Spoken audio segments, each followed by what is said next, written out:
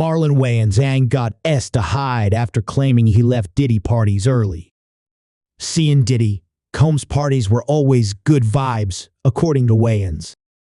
Seeing Diddy Combs is a well-connected man with many friends in Hollywood, but since he was taken into custody and charged with sex trafficking and racketeering conspiracy earlier this month, stars seem to be distancing themselves from the disgraced media mogul, staying painfully silent amid reports of his notorious freak-off parties. Nearly 2 weeks before Diddy was even arrested, actor and comedian Marlon Wayans admitted that he'd attended plenty of parties hosted by the rapper, but clarified he was not privy to any nefarious activities being reported in previous legal documents, as he'd always leave the gatherings early. But some social media users haven't been buying what Wayans is selling.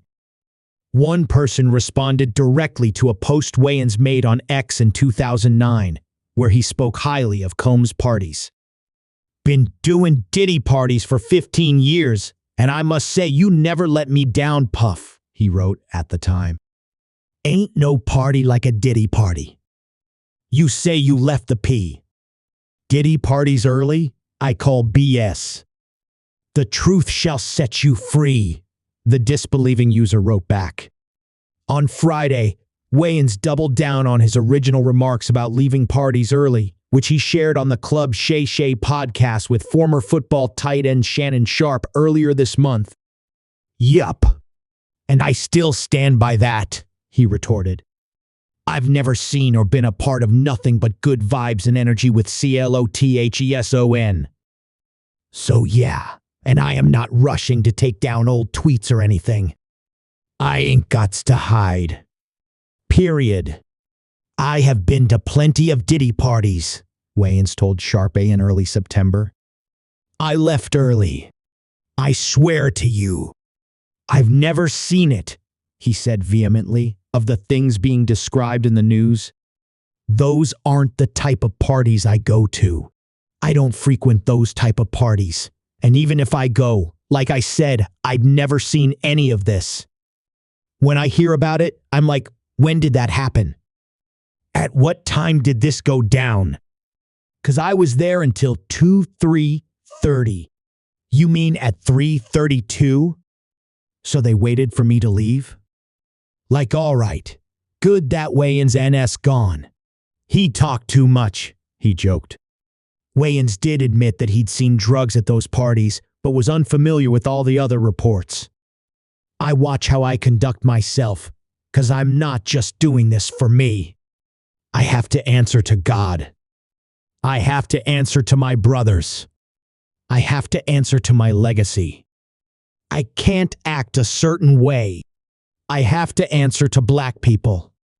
I have to answer to kids who want to be like me. There's a lot for me to answer to," Wayans explained. "I owe it to my fans to walk through this life and be an example, as best as I can." A representative for Wayans did not immediately return Fox News Digital's request for comment.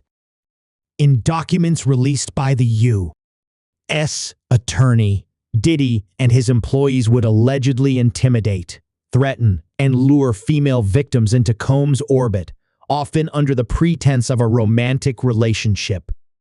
Combs allegedly then used force, threats of force, and coercion to cause victims to engage in extended sex acts with male commercial sex workers that Combs referred to as, among other things, freak-offs. Diddy continues to be held at the Metropolitan Detention Center in Brooklyn, where he awaits a federal trial. He was initially denied bail by the court, only to be denied a second time during an appeal. Following the charges brought by the U.S. Attorney's Office, Mark Agnifilo, Combs' defense, released a statement obtained by Fox News Digital. "We are disappointed with the decision to pursue what we believe is an unjust prosecution of Mr. Combs by the U.S. Attorney's Office," Agnifilo said. "Seeing Diddy Combs is a music icon, self-made entrepreneur, loving family man, and proven philanthropist who has spent the last 30 years building an empire, adoring his children, and working to uplift the black community. He is an imperfect person, but he is not a criminal.